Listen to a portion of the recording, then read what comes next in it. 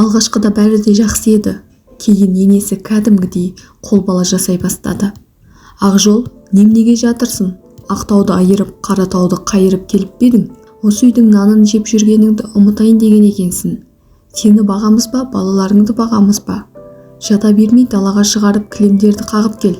Еркекті бос қарап отырғанын көрсем жыным ұстайды. Бол тез, деп жекіп қалатынды шығарды. Ақжол үндемей ұшып тұрды. Сосын отау бөлмеге қарап айқай салған. Ей, Науат, жүр кілем қағып келейік, деп. Қызыма қоқаңдама, екі баланы тауып бағу оңай ма? Түнде бала бағады, күндіз жұмыста. Бар, көп сөйлемей. Алақанға салып аялаймын деп алып, 6 жыл бұқ мүждіріп қойғаның аз болған ба сенің?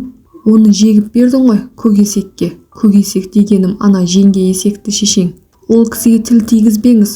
Ол не істеді саған? Онсыз да қағылады ғой кілем. Мыңқылдама, шауып жетіп келмей, о басты ойласаң болар еді. Мен сені келсін деген жоқпын. Қызыма кел дегенмін. Келдің мейлі. Үй алатын әрекетің қайсы? Мама, деді қызы. Ей, мама демеші. Онсыз да сендер келгелі қонақ шақыра алмайтын болдық. Немене қызың үйіңде жүрме? Масқара, күйеу балаң үйінде ме? Ойбай, күшті жерге барды деп кеуде керетін едің ғой. Мынауың күшті жерге барғаны, жүнін жұлған тауық құсап отыр ғой, күйеу балаң, деп табынушылар табылады мұндайда. Ақжол ашулана кілемді қолтық астына қыстырып алып, сыртқа кетіп бара жатып, жаутаң етіп ас үй жаққа қарайды. Енесінің тамағы пісіп болмайды. Қатты азып та кетті. Сүйген асын жей алмайды. Мұғалімдік жалақысы қанша жинаса да үй алуға жетпейді. Ер азаматы жерге қаратқан уақытты құны аспандап кеткен үйлерді кінәлайды. Өз жерінде жүріп кірме болғанына күйінеді. Соншама салынып жатқан үйлерді кімдерге береді деп жын ұстайды. Біреудің бірнеше үй алып тастағанын естігенде тағы да жынданады. Ауылға кетіп қалайын десе, сүйіп алған жарын қимайды. Екі құлыншағын қызғанады. Соларды пайдаланып отыр әйелі. Кетем десең кете бер, балалар менімен қалады. Үкімет сөзімді сөйлейді, мен алып қаламын, деп шарасыз күйге түсіреді. Үйдегілер артынан іздеп келейін десе, мұндағылар жақтырмайды. Бір күні әкесі, ағасы ғой, қоңырау шалып тұр. Ақжол, айналайын, сенің ана үйде бүрсеңдеп қабақ баққаныңды көрмей-ақ қояйын. Вокзалға келші, мен сендерге жылқының етін әкелдім. Жеңгеңнің сәлемдемесі бар. Жиде, пісте, дәнектер әкелдім. Ана екі күшік алма қақ, қауын қақты жақсы көруші еді. Оларды да әкелдім. Сосын кішісіне машина сатып алдым. Жүгермек, өсіп қалған шығар. Біз туралы айтып отырасың ба? Аға, ау, телефондағы бірлігіңіз таусылып қалады ғой. Кездескенде айтарсыз. Сендерден аяғанды ит жесін де. Кім үшін еңбек етіп жүрміз? Сол екі күшікті қуанта алмасақ. Жеңгең де сағынып жүр. Әсіресе бауыр басқан үлкенін. Кішісі тіптен тәтті шығар. Кіші бала ширақ келеді. Үлкенің өзіңе тартқан ғой. Мейлі, кездескенде сұрармын. Келін берсе ұлдарды сұрап алып шықсаң, жүдә жақсы болар еді. Айтпақшы, суреттерін ала шық. Ауылға алып кетейін. Көршілерге көшеден қайттым деп айтпаймын ғой. Сонда болдым. Қонақаға қал деп еді, қалмадым дермін. Суреттерін көрсе сенеді ғой. Келе бермедіңіз ба? Жақтырмаса да білдірмес еді ғой. Құдағи біздей тілін сұғып отырғызбас. Ана жолы келіннің де қалай шай бергенін көрдік қой. Мейлі, аман жүрсін. Қос құлының аман болып, әкем мен шешемнің түтінін төзі ұшса болғаны. Босқа жата бермей екі жерде жұмыс жасауға тырыс. Масыл болма. Бұл да бір сынақ. Кімнің кім екенін осы жолы танитын боласың. Жек көріп те кетерсің. Ішкі ойы әлем тапырақ. Осы күні ақ халім нашар аға.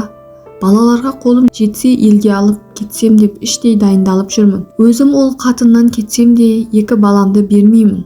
Толыққа мөңірей алмаймын. Не менің балаларым болады, не қателескенімді енді түсіндім. Ол менен қашқақтап жүр. Суына бастады. Біреуді тауып алған сияқты ма қалай? Бірақ біздерге сездіруге бет жоқ қой. Менен бір қателік кетті.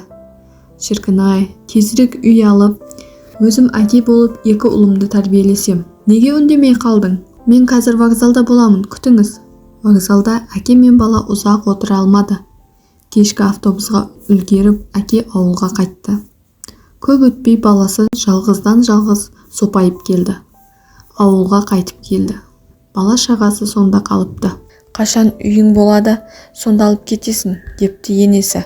Қыз шешесі жағаласты дегенше бәрі бітті дей бер. Бір жамандыққа бастап тұрғандарын білместен олар қыздарының бақыты үшін күресіп жатырмыз деп ойлап, қыздарым бақытсыздыққа алып келді. Ауыл мектебінде орын жоқ екен. Жан бағыс деп әр жерде қара жұмыс жасап жүрді. Әйелін сағынбайтынын да байқады. Екеуі соңғы кезде жауласып кеткен. Ендігі біреуді тауып алғанын да іші сезеді жігіттің. Соңғы рет болған оқиға есіне түсті. Ас үйдің жартылай ашық есігіне тақала берген. Ондағы ойы әйелі барғанда шай ішіп қалу. Ол кезде ене ала көзбен атса да қатты сөйлемейді. Мені құртқан сендер дегендей көзінің астымен бағып сыздай түседі. Бірақ енесіне дауыс көтермеуге тырысады. Шайден дәмеленген көңілін енесінің айтқан сөзі сап басқан. Құртшы осы пәлені. Ажарың бар, ақылың бар, асықпай. Бір үй жайы бар, дөңгелеткен бизнесі бар, біреуді тапсан қайтеді. Балаларды жақтырмай жатса да біз алып қаламыз. Уайымдама. Сағынсаң келіп көріп кетіп жүрерсің. Сосын кім біледі? Бір иман жүзді адам кездесіп жатса, бауырына басып та қалар. Мынаның сағатына төленетін 1000 теңгесі сендерге үй болмайды ғой. Құжаттарды рәсімдеп, ажырасқан деген атпен үйдің кезегіне тұрып алсаң жақсы болар еді. Күйеуге тимесең, нақ сүйері бол. Үй әперіп қойып, екіншісі етіп қойса, қазір тоқал алып жатқандар көп қой. Араларыңның суып кеткенін мен білмейді дейсің бе? Бұрын жақсы көретін сияқты едім. Күшік күйеуі болуға көніп, ілесіп келгелі бері бір төмендеп кеткен сияқты. Оның бәрінен ұрыс естіп, кір жуып, су төгіп жүргенін көру оңай дейсіз бе? Мен де ойланып жүрмін. Бәлкім ауылынан табылар теңі. Біраз көремін. Болмай бара жатса, заттарын қолына беріп, есік шиқ етіп ашылды. Селк ете қалса да әйелі сыр бермеді. Кел, отыр, деді енесі. Сендердің жайларыңды сөз етісіп отыр едік. Естідім, кетуге бармын. Өйткені өзімде шаршадым. О баста әйелімнің зыпылдағаны өтірік болып шықты. Мен балаларымды бұл әйелге бермеймін.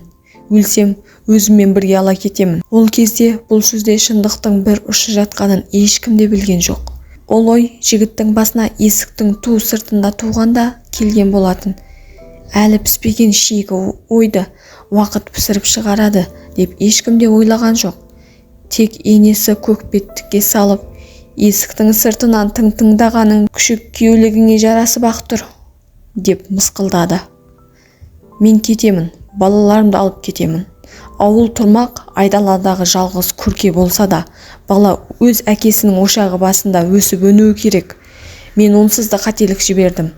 Әзірге ауылға барып үйдегілермен ақылдасайын. Сосын оны тапқан мына қызым, таптырған мен. Сенікі қызыл көз қызғаныштық қой әшейін. Кімді шауып алармын деп ойлап отырсың? Осы қызғаншақтығыңның ғой әйеліңнің мезі болып жүргені. Мезі болса өзіме айтпай ма? Соңғы кезде ермен әйел болудан қалыпсыңдар. Сіз бұлай араласып, арамызды бөлгенше неге қосуға тырыспайтындығыңызға таным бар. Мына балаларға менен жақсы әке табылмайды ғой. Онсыз да екі ойлы қызыңызды шабақтайсыз келіп шабақтайсыз. Қай құлағыңызбен естісеңіз де естіп алыңыз. Менің балаларым менің шаңырағымда қалады. Өлсе сүйектері сол жерден шығады. Тәйт, әрі ұятсыз. Не оттап отырсын? Сенің мал таппайтын бейшаралығың ғой, бәріне кінәлі. Жарасып отырсаңдар, бізді сағалап келмес едіңдер ғой. Мынаның арбауына түсіп қалған жоқпын ба? Шығып кетер деді ме, қызы күйеуін шай үстелдің басынан ала қашты. Саған біраз демалу керек, бәлкім әке-шешеңе барып қайтарсың, Ертеңіне Ақжол жиналып туған еліне кеткен. Қарт Қаратау ауыл түнін күзетіп мызғымастан тұр екен. Өз балама ие болмасам, оларды әке болып қорғай алмасам, өз отанымда өсіре алмасам, қатынның тіліне еріп, артынан ілесіп ит болсам, бұл қай өмір? Жұмыссыздық жайлаған жерде мен ғана ма ақшасыз жүрген? Айлыққа қараған күнің құрсында. Әйелім өзгеріп жүр. Астыртын біреуді тауып алған сияқты. Балаларды ол шеттетеді. Қабағына қарап жүре ме? Ұратын біреу болып кезіксеші. Жоқ, мен балаларымды жатқа жәутеңдете алмаймын. Енем оларды алып қалып бақпайды. Мені ерегестірмесін. Мені ерегестірсе, не істей аламын? Қалай балаларыма әке боламын? Апта жатып барса, әйелі сотқа арыз беріп қойыпты. Ажыраспаймын деп қарсыласты. Бірақ әйелі басқамен көңіл қосып жүрмін. Қағаз ештеңені де шешпейді. Бұл жерге маманың еш қатысы жоқ. Суыған менің көңілім. Ал мен кімді сүйсем, мама соған ене болады. Ал балалар мен кімді сүйсем, сонда қалады. Нүкте. Ақырында бір мәмілеге келіп, балаларды көріп тұруына рұқсат етеді. Шаңырағын шайқағысы келмеген жігіт қол қоймады. Бірақ әйелі басқамен өз әрекетіне көшті. Балаларды әкелерін қатты сағынатын, барса алдынан апалақтап шыға келетін. Әсіресе кішісі әкесі келсе ерекше қуанатын. Кезекті бір кездесуде әке балаларын бір аптаға сұрап алды. Балаларын шығарып салып, әлденені жүрегі сезгендей құшағына қайта қысып сүйе берді. Тезірек үйге қайтуға тырысыңдар, жарай ма? Мен сендерді сағынып қаламын ғой. Ақжол, бір аптаға ғана жібердім. Олар екеумізге де ортақ. Ренжітпе. Кішісі түнде көп су сұрайды. Суық су беріп жүрме. Бірдеңеден қорқып қалмасын. Кірлерін жуып таза киінтір. Үйден ұзап кетпесін. Ересек балалар ұрып тастамасын. Маған аман есен әкеліп, қолыңа тапсырамын деп уәде бер. Соңғы кезде 2 баланы айналшықтап кеттің. Қорықпа, мен оларды сенен айырмаймын. Біздің арамыздағы байланыс бітті. Біз енді бірге бола алмаймыз. Бірақ балалардың кінәсі жоқ. Өлгеніңше араласып тұрасың. Бір түрлі жүрегімнің тулап тұрғаны. Сендер шешең екеуің мені алдап жүрсіңдер. Сезем ғой. Ушықтырмай әзірге алдай тұрайық. Әбден ажырасып алған соң қайда барады? Табалдырығымызға отырғызбаймыз дейсіңдер. Білмейді ғой. Сорлы қатыным, балаларын соңғы рет көріп тұрғанын. Мен оларды өзіммен бірге алып кетуге бел байладым. Қоштасып қал, ойнасыпсың менімен. Құрметті тыңдармандар, егер жалғасы қызық болса, арнамызға тіркеліп, лайк баса кетіңіз. Жалғасын келесі жолы салатын боламыз.